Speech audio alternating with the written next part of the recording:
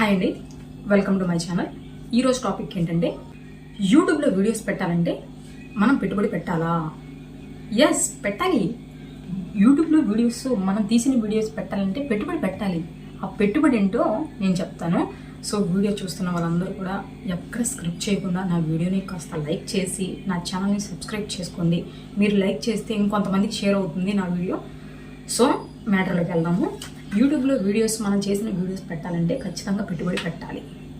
అది ఏ విధంగా పెట్టాలి, ఎలా పెట్టాలి? పెద్ద పెద్ద కెమెరాలు కొనాలా? పెద్ద పెద్ద వెనక బ్యాక్ సైడ్ బ్యాక్గ్రౌండ్లు అవి పెట్టి మనీ పెట్టి కొనాలా? ఇవన్నీ డౌట్స్ మీకు వచ్చే ఉంటాయి. సో అవన్నీ ఏం అవసరం లేదు.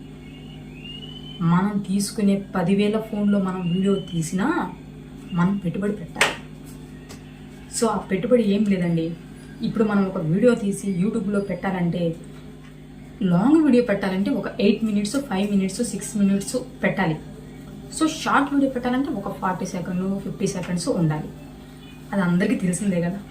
సో ఏం లేదండి, long video 8 minutes, 5 minutes, 6 minutes పెట్టాలంటే డెఫినెట్గా దానికి మనం ఏం కావాలి? మొబైల్ ఉండాలి. సో మొబైల్తో పాటు డేటా ఉండాలి. ఇప్పుడు 5 మినిట్స్ వీడియో మీరు లాంగ్ వీడియో పెట్టాలంటే దానికి ఎంత డేటా ఉండాలి? 3 GB డేటా ఉండాలి. సో 3 GB డేటా కావాలంటే మనం ఎక్కడి నుంచి తీసుకోవాలి?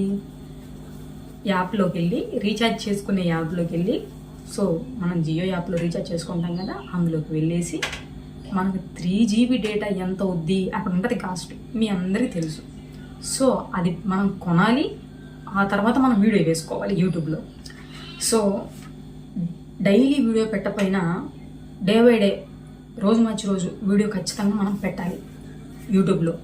సో మనం రీచ్ అవ్వాలంటే, మనం అనుకున్నది సక్సెస్ అవ్వాలంటే ఖచ్చితంగా మనం డే బై డే అని పెట్టాలి. దాన్ని 2 డేస్కి ఒకసారి పెట్టాలి, లేదంటే డైలీ అని పెట్టచ్చు.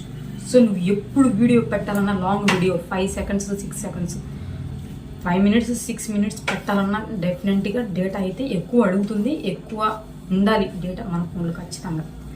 సో ఆ డేటా అనేది కావాలంటే మనం ఏం చేయాలి? రీఛార్జ్ చేసుకోవాలి. మనం రీఛార్జ్ చేసుకుంటేనే కానీ ఆ డేటా ఉంది మనకు రాదు, మనం వీడియో అప్లోడ్ చేయగలుగుతాం. సో అదేనండి పెట్టుబడి అనేది.